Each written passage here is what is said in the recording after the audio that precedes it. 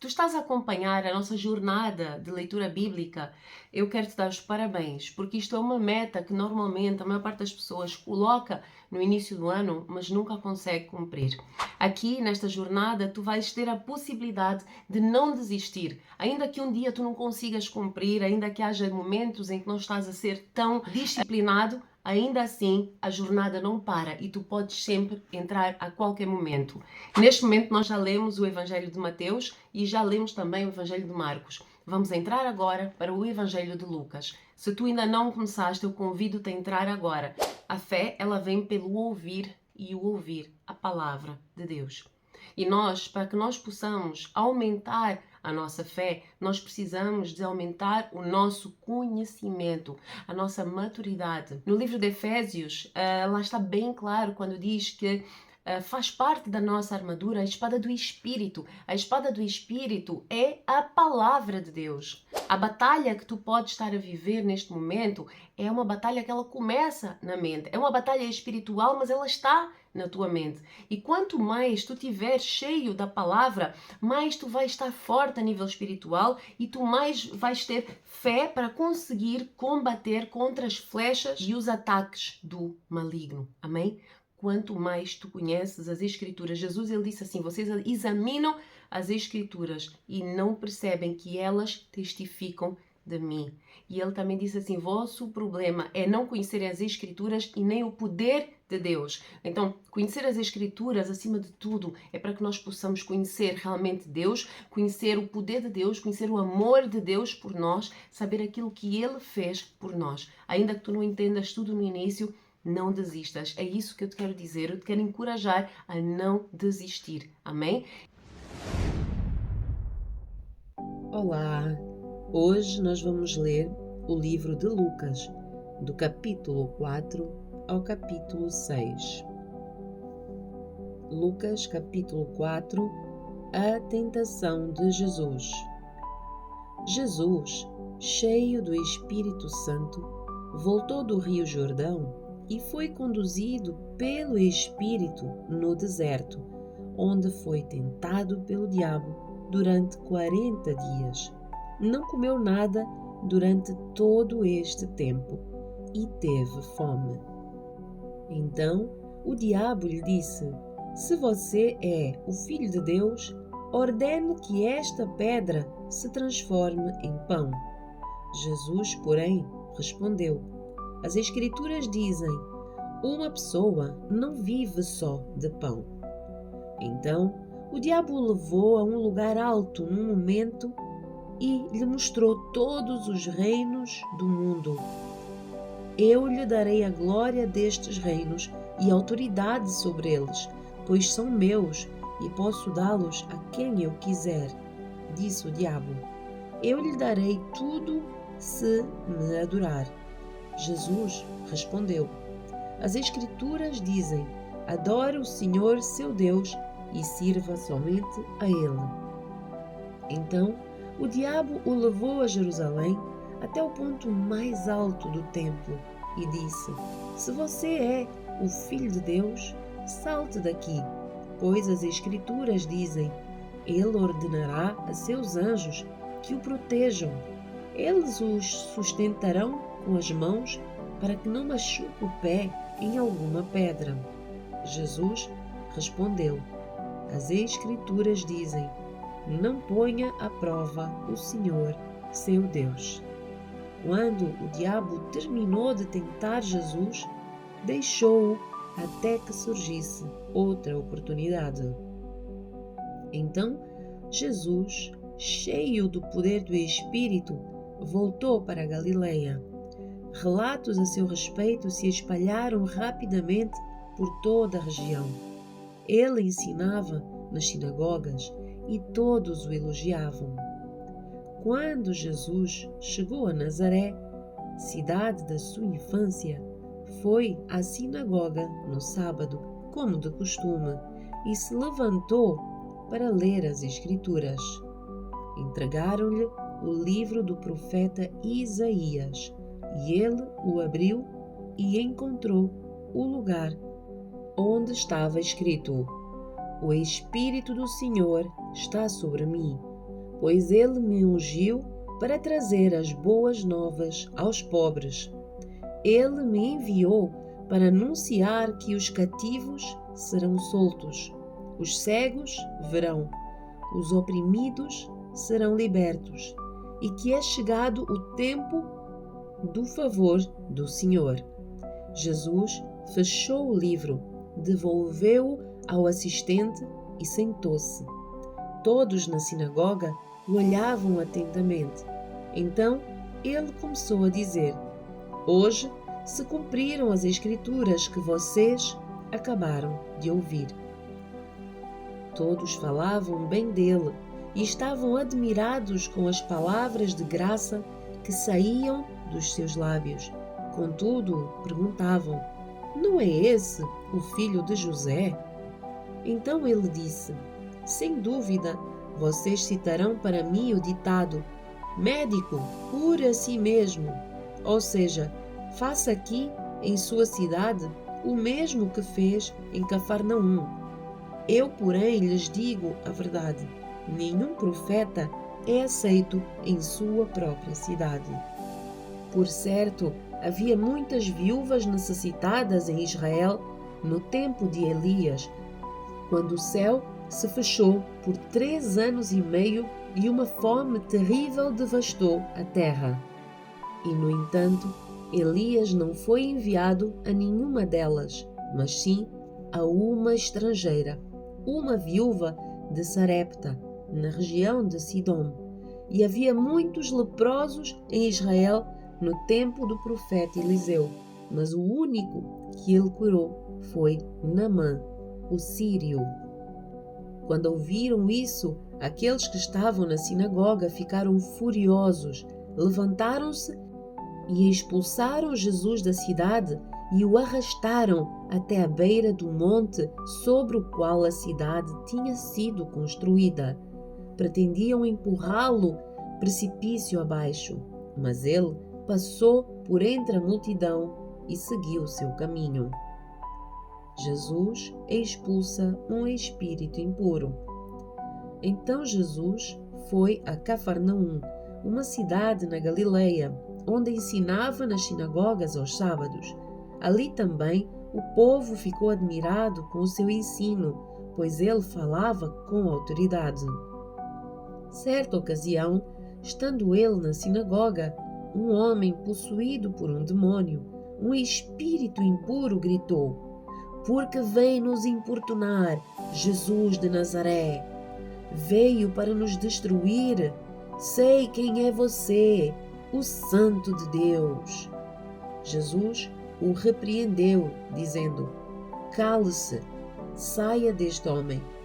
Então o espírito jogou o homem no chão à vista da multidão e saiu dele sem machucá-lo. Admirado, o povo exclamava: Que autoridade e poder ele tem! Até os espíritos impuros lhe obedecem e saem quando ele ordena. E as notícias a respeito de Jesus se espalharam pelos povoados de toda a região. Jesus cura muitas pessoas. Depois de sair da sinagoga naquele dia, Jesus foi à casa de Simão, onde encontrou a sogra dele muito doente, com febre alta. Quando os presentes suplicaram por ela, Jesus se pôs ao lado da cama e repreendeu a febre que a deixou. Ela se levantou de imediato e passou a servi-los. Quando o sol se pôs, as pessoas trouxeram os seus familiares enfermos até ele. Qualquer que fosse a doença, ao pôr as mãos sobre eles, Jesus curava a todos. Muitos estavam possuídos por demônios que saíam gritando: Você é o Filho de Deus. Jesus, no entanto, os repreendia e não permitia que falassem, pois sabiam que ele era o Cristo. Jesus continua a pregar na Galileia. Logo cedo, na manhã seguinte, Jesus retirou-se para um lugar isolado.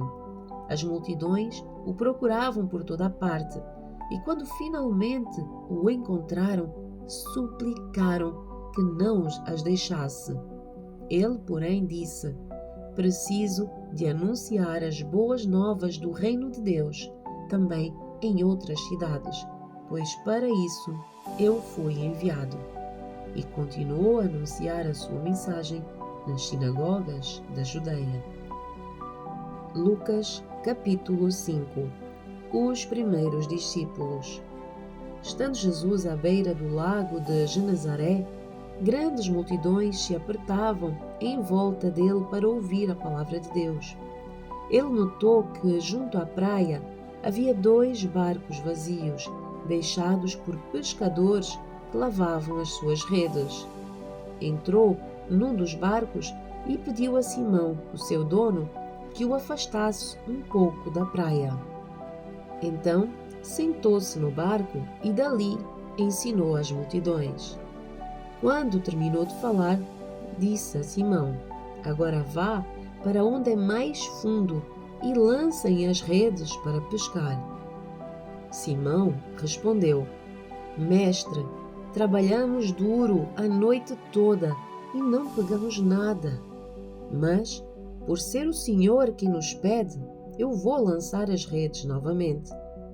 Desta vez, as redes ficaram tão cheias de peixes que começaram a rasgar-se. Então, pediram ajuda aos companheiros do outro barco e logo os 2 barcos estavam tão cheios de peixes que quase afundaram. Quando Simão Pedro se deu conta do que havia acontecido, caiu de joelhos diante de Jesus e disse: por favor, Senhor, afasta-se de mim, porque sou um homem pecador. Pois ele e os seus companheiros ficaram espantados com a quantidade de peixes que haviam pescado. Assim, com os seus sócios, Tiago, João, filhos de Zebedeu. Jesus respondeu a Simão: não tenha medo. De agora em diante, você será pescador de gente. E assim que chegaram à praia, deixaram tudo e seguiram Jesus. Jesus cura um leproso.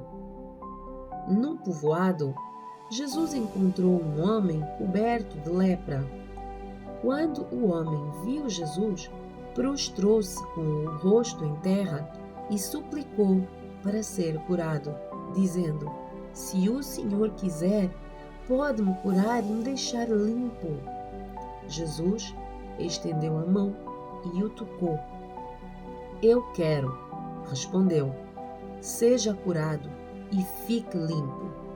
No mesmo instante, a lepra desapareceu. Então, Jesus o instruiu a não contar a ninguém o que havia acontecido.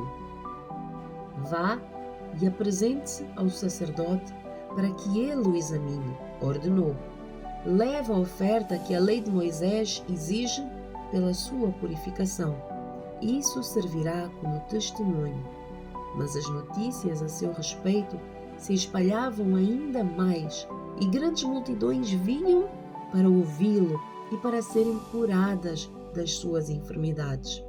Ele, porém, se retirava para lugares isolados a fim de orar. Jesus cura um paralítico. Certo dia, enquanto Jesus ensinava, alguns fariseus e mestres da lei estavam sentados por perto. Eles vinham de todos os povoados da Galileia, da Judeia e de Jerusalém, e o poder do Senhor para curar estava sobre Jesus. Alguns homens vieram a carregar um paralítico numa maca.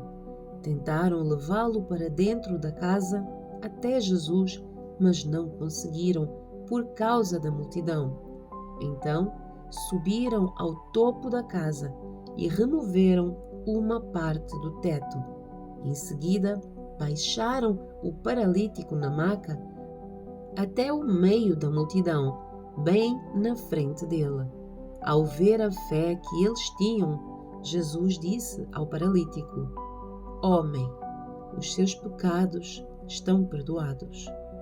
Mas os fariseus e mestres da lei pensavam: quem ele pensa que é? Isso é blasfêmia. Somente Deus pode perdoar pecados. Jesus, sabendo o que eles pensavam, perguntou: Por que é que vocês questionam essas coisas no seu coração? O que é mais fácil dizer? Os seus pecados estão perdoados? Ou levante-se e ande? Mas eu lhes mostrarei que o Filho do Homem tem autoridade na terra para perdoar pecados.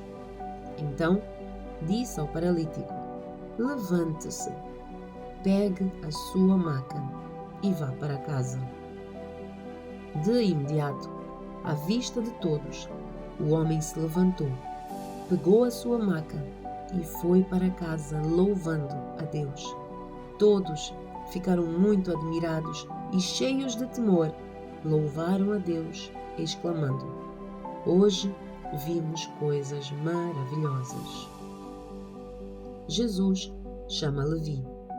Depois disso, Jesus saiu da cidade e viu um cobrador de impostos chamado Levi, sentado no local onde se coletavam impostos. Siga-me, disse Jesus. E Levi se levantou, deixando tudo, e o seguiu. Mais tarde, Levi ofereceu um banquete em sua casa, em honra de Jesus. Muitos cobradores de impostos e outros convidados comeram com ele.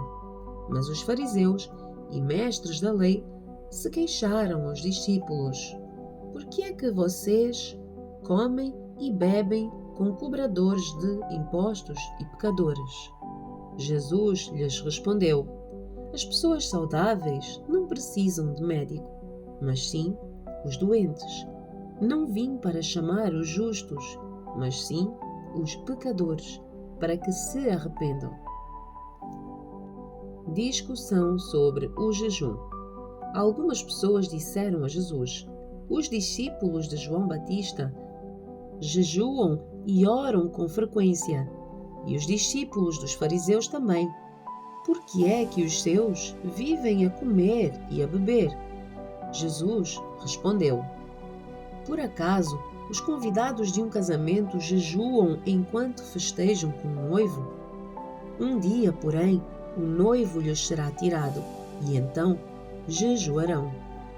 Jesus também lhes apresentou a seguinte ilustração: Ninguém rasgaria um pedaço de tecido de uma roupa nova para remendar uma roupa velha. Se o fizesse, estragaria a roupa nova e o remendo não se ajustaria à roupa velha. E ninguém colocaria vinho novo em velhos recipientes de couro.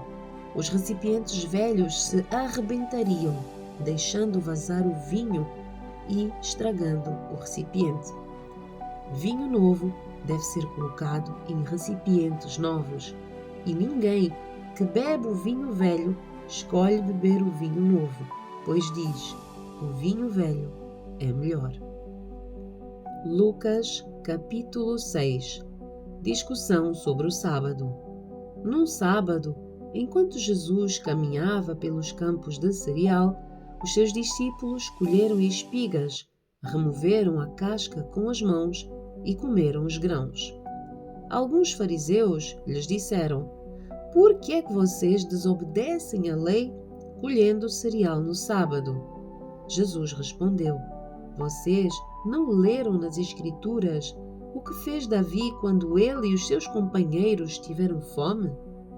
Ele entrou na casa de Deus, comeu os pães sagrados que só os sacerdotes tinham permissão de comer e os deu também aos seus companheiros. E acrescentou: O Filho do Homem é Senhor até mesmo do sábado.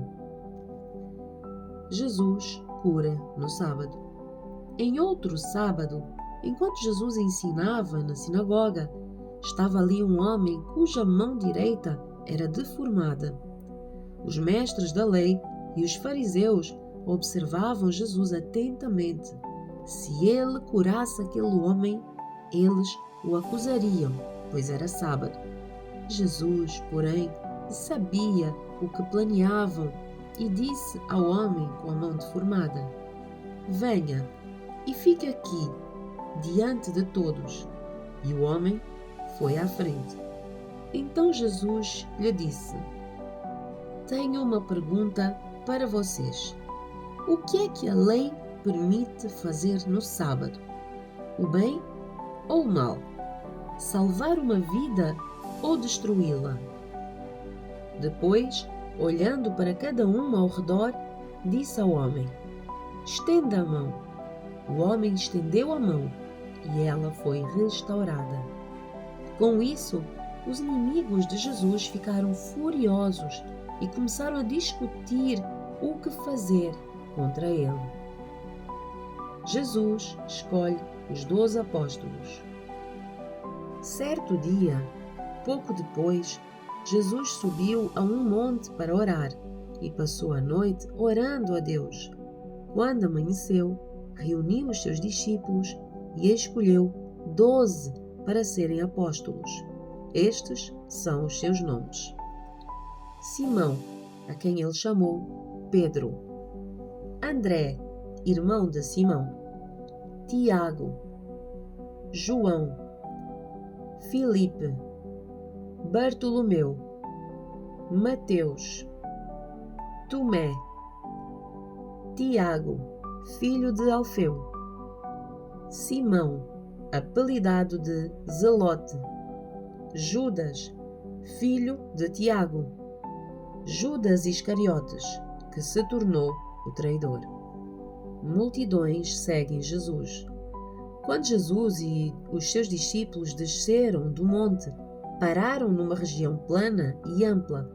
Havia ali muitos dos seus seguidores e uma grande multidão vinda de todas as partes da Judeia, de Jerusalém e de lugares distantes do norte, como o litoral de Tiro e Sidom. Tinham vindo para ouvi-lo e para ser curados das suas enfermidades. E os que eram atormentados por espíritos impuros eram curados. Todos procuravam tocar em Jesus, pois dele saía poder e ele curava a todos. Bênçãos e condenações. Então Jesus se voltou para os seus discípulos e disse: Felizes são vocês, pobres, pois o reino de Deus lhes pertence. Felizes são vocês, que agora estão famintos, pois serão saciados. Felizes são vocês, que agora choram, pois no devido tempo rirão. Felizes são vocês, quando os odiarem e os excluírem, quando zombarem de vocês e os caluniarem como se fossem maus, porque seguem o Filho do Homem. Quando isso acontecer, alegrem-se e exultem, porque uma grande recompensa os espera no céu.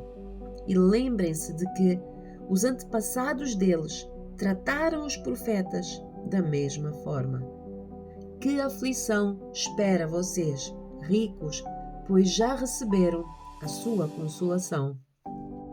Que aflição espera vocês, que agora têm fartura, pois um terrível tempo de fome os espera. Que aflição espera vocês, que agora riem, pois em breve o seu santo riso se transformará em lamento e tristeza. Que aflição espera vocês que são elogiados por todos, pois os antepassados deles também elogiaram falsos profetas. O amor pelos inimigos. Mas a vocês que me ouvem, eu digo: amem os seus inimigos, façam o bem a quem os odeia, abençoem quem os amaldiçoa, orem por quem os maltrata. Se alguém der um tapa numa face, ofereça também a outra. Se alguém exigir de você a roupa do corpo, deixe que leve também a capa. Dê a quem pedir, e quando tomarem as suas coisas, não tente recuperá-las. Faça aos outros o que vocês desejam que eles lhes façam. Se vocês amam apenas aqueles que os amam, que mérito têm? Até os pecadores amam quem os ama.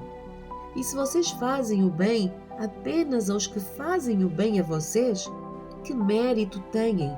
Até os pecadores agem desse modo. E se emprestam dinheiro apenas àqueles que podem devolver, que mérito têm? Até os pecadores emprestam dinheiro a outros pecadores na expectativa de receber tudo de volta. Portanto, amem os seus inimigos, façam-lhes o bem e emprestem a eles sem esperar nada de volta. Então, a recompensa que receberão do céu será grande e estarão a agir de facto como filhos do Altíssimo, pois Ele é bondoso até mesmo com os ingratos e perversos. Sejam misericordiosos, assim como o seu Pai é misericordioso. Não julguem os outros. Não julguem e não serão julgados. Não condenem e não serão condenados. Perdoem e serão perdoados. Deem e receberão. A sua dádiva lhes retornará em boa medida, compactada, sacudida, para caber mais, transbordante e derramada sobre vocês. O padrão de medida que vocês adotarem será usado para medi-los. Jesus ainda deu a seguinte ilustração: é possível um cego guiar outro cego? Não cairão os dois num buraco? Os discípulos não são maiores que o seu mestre, mas o aluno bem instruído será como o mestre. Por que é que você se preocupa com o cisco no olho do seu amigo, enquanto há um tronco no seu próprio olho? Como pode dizer: amigo, deixe-me ajudá-lo a tirar o cisco do seu olho, se você não consegue ver o tronco no seu próprio olho? Hipócrita! Primeiro, livre-se do tronco no seu olho. Então, você verá o suficiente para tirar o cisco do olho do seu amigo. A árvore e os seus frutos. Uma árvore boa não pode produzir frutos maus, e uma árvore má não pode produzir frutos bons. Uma árvore é identificada pelos seus frutos. Ninguém colhe figos de espinheiros, nem uvas de arbustos espinhosos. A pessoa boa tira coisas boas do tesouro de um coração bom, e a pessoa má tira coisas más do tesouro de um coração mau, pois a boca fala do que o coração está cheio. Construir sobre um alicerce firme. Por que é que vocês me chamam Senhor, Senhor, se não fazem o que digo? Eu lhes mostrarei como é aquele que vem a mim, ouve as minhas palavras e as pratica.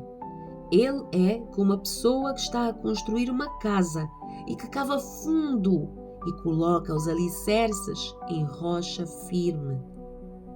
Quando a água das enchentes sobe e bate contra essa casa, ela permanece firme, pois foi bem construída.